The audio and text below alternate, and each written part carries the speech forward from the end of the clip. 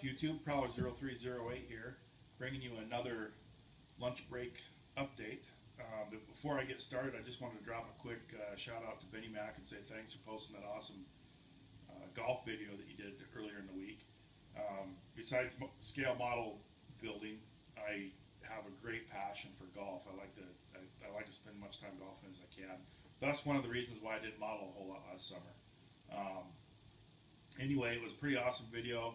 If any of you haven't seen it, you need to go check it out. He was golfing with his buddies over there in Australia, and you know, it was pretty cool to see all the kangaroo and the tree full of parrots and just the beautiful course that he was able to golf on.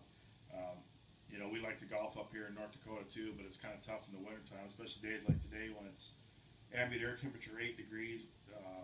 You know, outside Fahrenheit. Then we get the wind blowing at 26 miles an hour.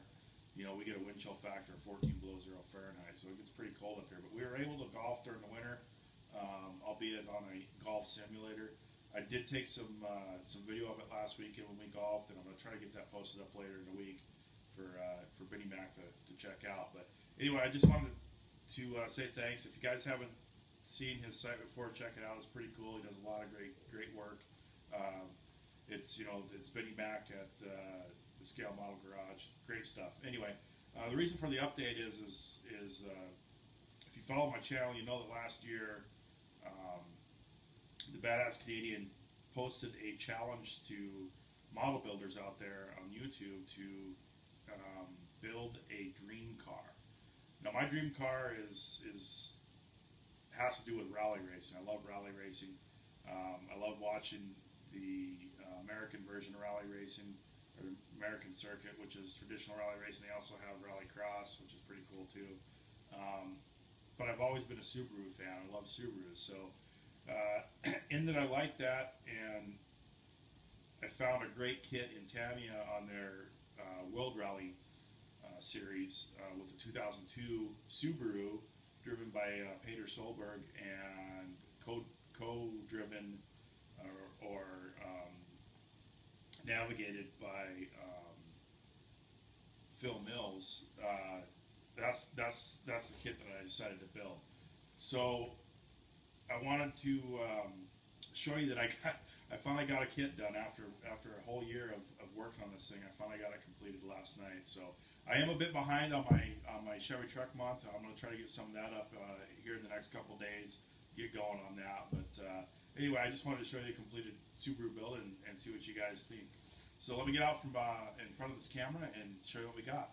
All right, so here we go. This is the Subaru WRX STI 2002 World Rally Championship version. This particular car is completed in the Peter Solberg and Phil Mills livery, car number 11. It took me, like I said, about a year to get it done, and I just want to see what you guys think. So here we go.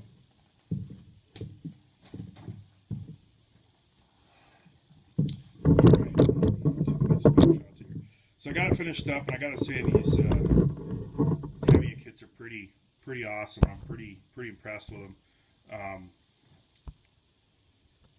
The fit and fitment is second to none, I gotta say, and I really enjoy the detail. Even though we don't have an engine in this, it's a curbside kit.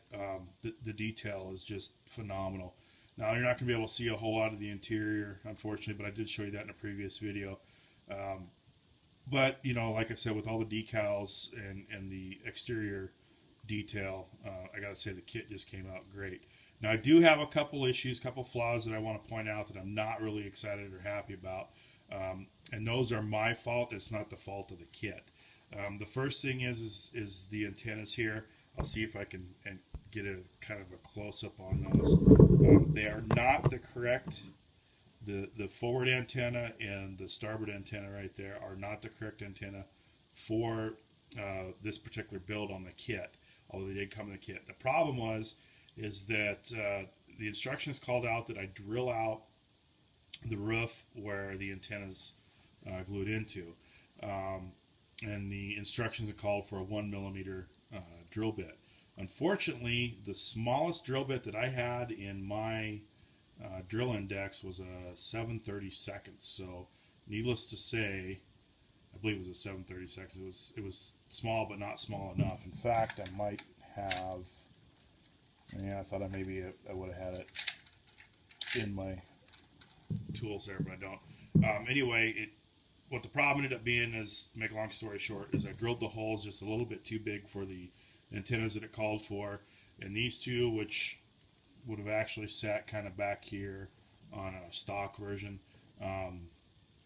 were just big enough to fit in the hole and not, and kind of fill it in and not make it look totally stupid with just a hole in the roof. So that was the first issue that I had. The second issue that I have, and I don't know if you can really see from these videos, but if you look at the bottom inside portion, and I'll show you right there, on both sides of this kit on the wing, I didn't get enough paint on there, and it's a lot lighter than the rest of the paint. And then the one final kind of area that really bothers me the most is, and I don't know if we can get a good picture in here, probably not going to because the lighting sucks, but up here along the top of the window frame, I guess you'd call it, and the windshield itself, when I laid on the decals over the clear plastic, when I used my micro set, it actually discolored the top of the decal a little bit, and I wasn't too happy about that. And then, of course, the fingerprints on the windshield, which is my kryptonite for whatever reason. I always have a hard time getting those windows to go in, very clean. So, but other than that, the kit turned out awesome. I got some great detail on the bottom portion. Let me go ahead and take this back out. I got the skid pans done, which does hide some of the detail paint that I did, but it just looks right. So I got both the forward and the aft skid pans done. They turned out really good. Interior turned out good. Model fits together great. And I got to say, as I've mentioned several times in the past, and I'll see if I can find my bottle here, is this scalefinishes.com. If you guys use an airbrush, you got to check these guys out. Their paint is spot on. It's most of the stuff that I use, although they do some enamels and stuff. I like the acrylic base coat, and then I spray over the top with that wet look by Testers one coat lacquer, and it just gives a great appearance and shine to the vehicle. Now, I wish you guys could really see this. It sucks in the lighting in my hobby room here. Hopefully someday I'll get that fixed. But the paint really does have, out in the sunlight, just looks awesome and really pops. So anyway, I got that done. Pretty excited about it. I get to move on to another kit now, and we'll get an update on that here probably in the next day or so on the Chevy Truck Month intro for that. But anyway, got her done. Let me know what you guys think, and have a great day. Talk to you later.